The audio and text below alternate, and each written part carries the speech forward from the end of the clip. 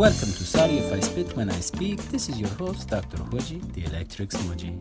4.56, 7.58, and 13.5. Those are the sack numbers of the ever-improving Carlos Dunlap over the last 5 years. In 2015, he set an official single Bengals season franchise record and surpassed Eddie Edwards for the most career sacks in Bengals history. Now with Geno Atkins back to form, some fresh, young, talented defensive tackles, I'm talking about your Marcus Hardison, I'm talking about your Andrew Billings, Dunlap looks like he's about to become a household name, like Windex or Marianne's cruelty-free chia seeds. That may be one of the smartest things I've ever heard you say, Hodgie, and let me show you why. I want to look at his lone sack in the playoff game early in the fourth quarter with the Bengals trailing 15-7. Maybe the most impressive thing about Carlos is his ability to bend around the edge for a guy his size. Here we see the right tackle oversteps his kick slide to try to compensate for Dunlap's edge speed, thinking he's going outside. Dunlap then sees this and ends up spinning around inside while using the right tackle's own momentum against him. The right guard then sees that the B gap is opening like the Red Sea and tries to step out in front to stop him, but it's far too late for him to do anything. Along with speed, Dunlap possesses a ton of lower body power as we see him manhandling that makeshift double team. The double team that he drew also allowed the defensive tackle Pat Sims to work his way outside and actually get to the quarterback first. You know, John, when Pro Football Focus didn't include Carlos on their list of the top 101 players, I had to get 2 enemas. One of them was for my brain. Let me read you the names of some defensive ends who did make the list. Olivier Vernon, Robert Ayers, Fletcher Cox, Michael Bennett, Cameron Jordan, Mike Daniels, Mohamed Wilkerson, Malik Jackson, Jarrell Casey, Derek Wolfe, Cliff Averill, William Hayes. And do you know how many of those guys had as many sacks as Carlos? 0. Okay, some of them didn't even have 13.5 sacks in the past 2 years, and only 3 of those guys, 3, had more QB hurries, according to sportingcharts.com. So tell me, John, what am I missing here? What? The polarizing topic of Pro Football Focus. Look, I appreciate the majority of methods they use in terms of grading players and teams, but they made this list wrong if they grouped Dunlap with all the players you just mentioned. Most of those guys are 34 defensive ends. Dunlap is a 43 defensive end. They're completely different positions. But Hodgie, any defensive end, regardless of scheme, has to set an edge well. So let's take a look at Dunlap doing so. Here we see him lined up at his usual 6 technique spot just outside the right tackle.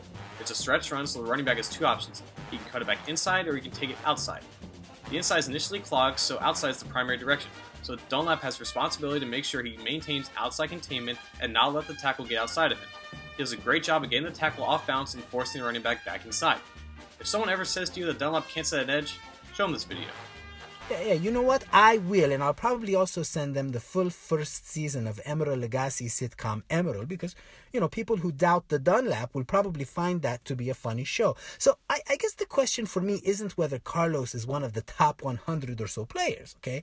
But whether he can get 23 sacks and surpass Michael Strahan's single-season quote-unquote record, or whether or not the man can chew glass, poop ice cream, and fly, because I'm thinking, you know, at this point he can, John. And if he surpasses Strahan's so-called record, then there's a good chance he ends up hosting a talk show with Kelly Ripa. And if that happens, then maybe I'll be unpermanently re-invited, or whatever it's called, to the show, or whatever, you know. I mean, basically they'll let me back on after that whole ferret thing, because I probably shouldn't get into that. Anyways, Carlos will have all the stuff at that point that Strahan supposedly had. Sack record, charm, probably a Super Bowl win, and a gap in his teeth. And you know, by the way, setting the record is something he said he wants to do, just like he said he wanted the Bengals record, and he went out and he got that. This better not be that Ace Boogie guy. Yes, it is the one and only. And Hodgie, oops, my bad, Hodgie, you're about as wrong about Carlos Dunlap as Mike Brown was about picking Ryan Mallett over Andy Dalton. Come on, bruh. Are you serious? Really? Really? That's what we're doing now? Okay. So last year, Carlos Dunlap only scratched the surface of what he could potentially do. Come on, man. Yeah, I agree with all that. He's great. He's the second best defensive end after J.J. Watt. Wait. Did me and you disagree?